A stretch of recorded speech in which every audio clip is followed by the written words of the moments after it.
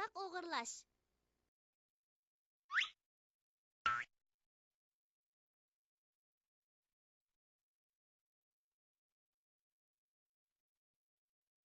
Amo, tez bu yoqqa kel. Po'jansiz seni zaxmlantirib qo'ymasin. Undaq bo'lmaydi. Qulog'imni etib olsammi bo'lmadimi? Yangi ishtinimni teshib etibdi-ku.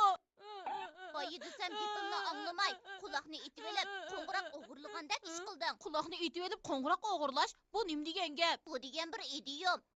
Buning texi hikoyasimi bor? Aminiya davrida jin beyligida bir oqso'ngak o'tgan ekan. Fan qabilasi yo'qotilgandan keyin bir odam fursatdan foydalanib, fan qasriga o'g'irlikqa kirmoqchi bo'pti.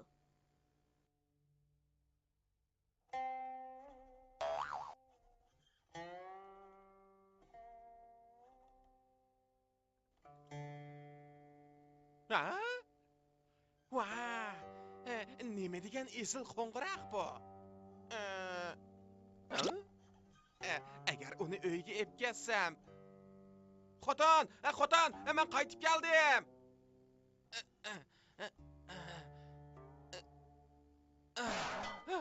Vah, nima degan esil qo'ng'iroq bu? Hay.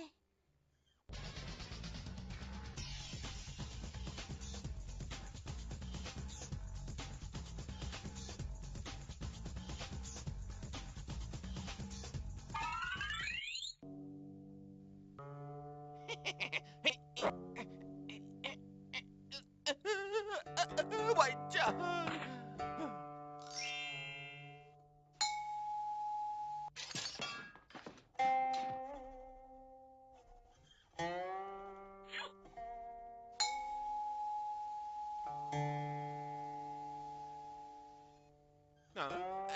Amal topdim.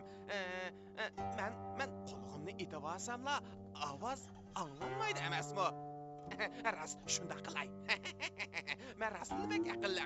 Men rastli bek aqlli, ha?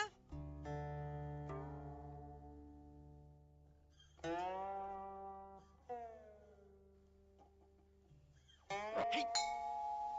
Hey! Hey! Hey! Hey! Hey!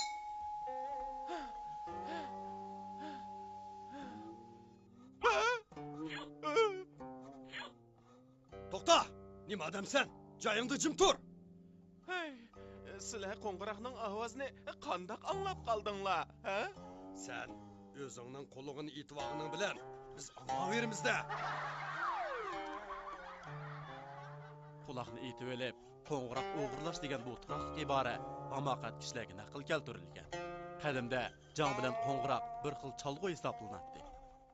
Vaqtning o'tishiga ergishib, jon asta-asta ishiltishdan qoldi.